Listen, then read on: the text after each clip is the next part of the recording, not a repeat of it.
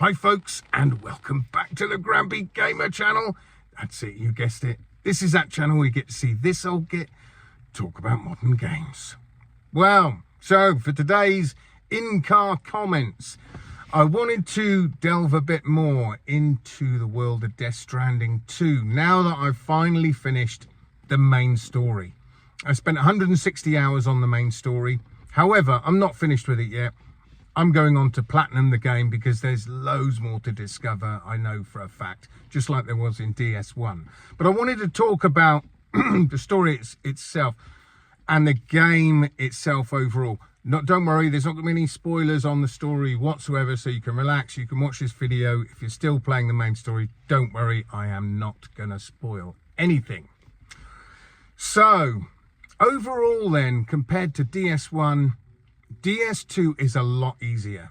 It is a lot easier, which is a bit of a shame because a lot of people complained the first one was too easy. However, number 2 is even easier. Not so much in the combat or anything like that, although the BTs this time round they're not as scary like they were in the first time round. They seem to be a lot more foreboding in DS1. So, yeah, they seem to be a lot easier. The combat's about the same, really, when you're just fighting the normal grunts or whatever. Well, I forgot what they call them now. When you're fighting them, it's about the same as in DS1. But what I did find was the struggle wasn't there. So, like in the first one, you really felt isolated, like I've said before. You really felt as if you were on your own in this vast expanse of wilderness, etc., and you really were up against it. Whilst in this one, it doesn't feel the same way at all. Everything's that much easier. Like in the first one, you'd be going along, say, in your truck or on your bike, and you come up against a river, and you just can't cross because the rivers, they show when you use your Ododeck, they've got blue areas, yellow areas, and red areas. You go into the red areas, you're stuffed, that's it. So there'd be lots of times when you're going along, you've got to do an audit, you get to a river, you can't pass it. There's no way of passing it. And you haven't got, say, a PCC level 2, or you haven't got enough materials or whatever, and you can't build a bridge. And you're like, poo, right, now I need to go back, go a different way, find some materials to come back and build this bridge so that I can finally get to this next area. Well, in DS2, there's very, very few areas that you can't pass.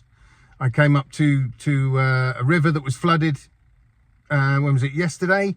Quite wide, and I thought, I'm not going to be able to get across there. Scanned it with the Ododeck, yeah, it's only yellow and blue, so I could just sail on across. Also in DS1, when your vehicles hit water, it drained your battery super fast. It hardly drains it at all in DS2. So I found literally from near the beginning, I got a truck pretty much straight away, I got a bike pretty much straight away, and I played literally the whole game in the truck. There were very few instances when I had to walk anywhere, especially when you get to the mountainous regions. In DS1, you could only go up so far in a mountain and then it would just start wheel spinning and sliding back. So you couldn't get over a lot of the mountainous areas. Whilst in DS2, especially as you can lock, I won't even say what it is it can lock, but it helps you get up over the mountains a lot easier. And that's it really. So, you know, I missed the struggle from the first one. Don't get me wrong, I absolutely love the second one. I love both games, but I did find overall number 2 gave me a lot less reasons to use certain equipment. I did the whole story and I think I only built one bridge.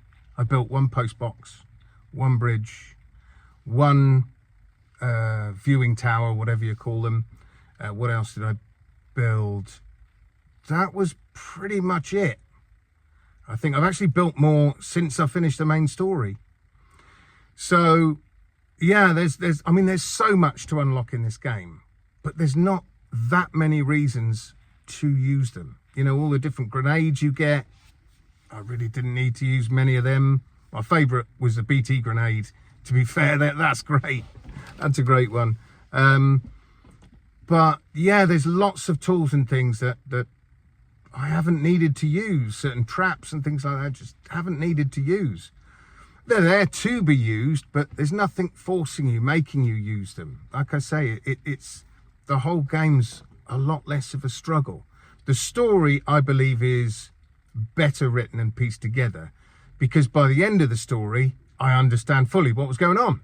Whilst DS1, I played that for, in total, 330 hours, got the platinum, and by the end I was still confused. Even though I played it through twice, I was still confused about quite a few things. And it's only now DS2 came out that I finally got it all. So yeah, the story is easier to follow in DS2 than DS1.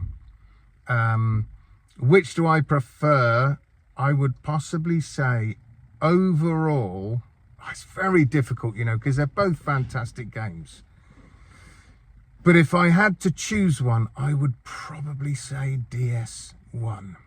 I really would, because it stuck more loyally to its roots, what it was trying to do, whilst DS2 sort of watered it down a bit. And I get why he did it.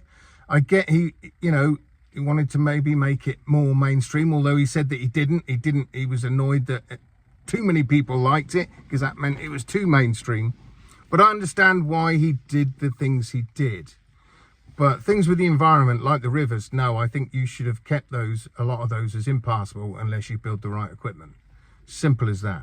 Because like I say, you can just wade through the rivers, no problem, with whatever vehicle really, and it doesn't really cause any problems. Graphically, of course, the game is much better graphically DS2 than DS1. Both beautiful looking games, but DS2 takes it to another level. It really, really does. You've got the same pretty much modes of transport. You've got the bikes, you've got the trucks, you've got the zip lines, and you've got something new now called the monorails, which I've only just started using. I didn't use them at all in my run through of the story. I've only just started using them now, because obviously I want to get my deliveries done as quick as possible now. But it's all about finding out what works best for you. You know, in the mountainous areas in DS1, because I couldn't get my truck up there, I just used loads of zip lines to get up and about. And that's how I did that. I think I'm going to make up some zip lines soon, because it does make it quicker when you're covering mountainous areas. And of course, if there's any bad guys, you just fly over the top of their heads and they don't cause you any bother.